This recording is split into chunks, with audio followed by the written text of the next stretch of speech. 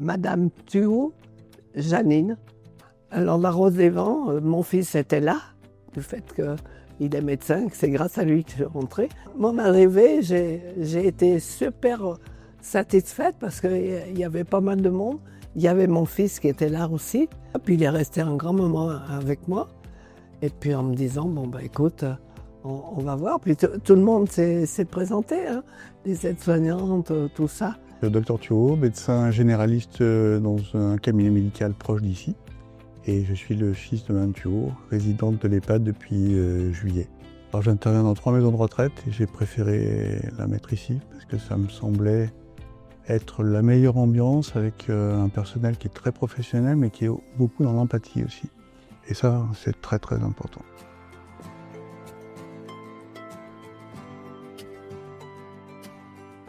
Alors le personnel est très présent.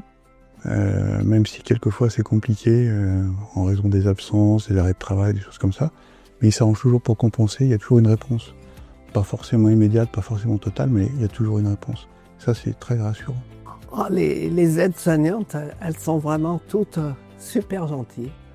Ah, moi, j'apprécie. Et puis, je ne sais pas, il y a un petit quelque chose qui s'est passé avec plusieurs d'entre elles. Il y en a une en particulier pour un peu...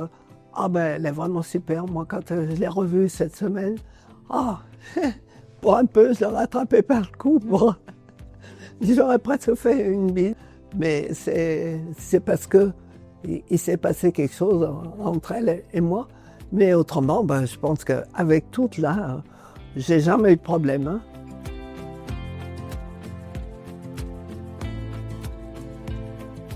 Alors tout est fait pour maintenir un maximum d'autonomie, notamment au niveau des kinés, au niveau du personnel de nuit. Ils essaient d'être présents pour l'aider quand elle veut se lever. Parce qu'elle a une petite autonomie, elle arrive encore à sortir du lit, à se mettre dans le fauteuil toute seule. Elle ne peut pas aller aux toilettes toute seule, elle ne peut pas se lever toute seule. Et donc ils sont quand même là parce qu'ils savent que c'est quand même précaire cette sortie du lit. Donc il y a une supervision, on va dire. Donc ça, c'est rassurant. Ah ben moi ici, j'ai le petit déjeuner qu'on m'amène ici. Donc je fais mes tartines. Ça me demande un petit moment, bien sûr. Après, il faut aller aux toilettes. Et puis j'essaye de me laver en entier un petit peu tous les jours. Je fais des exercices là, au pied de mon lit. J'arrive à me relever, à tenir. Et puis le monsieur qui vient pour discuter, il a une guitare, donc il nous fait chanter, il nous rappelle. Je trouve ça super. Puis il fait des jeux de temps en temps avec des lettres, avec des chiffres, puis on discute. Et puis en même temps, ça il le sait. Je dis, moi j'aime bien rester un moment tranquille parce que mon fils, quand il a fini ses visites dans l'EHPAD, il vient me voir et il reste.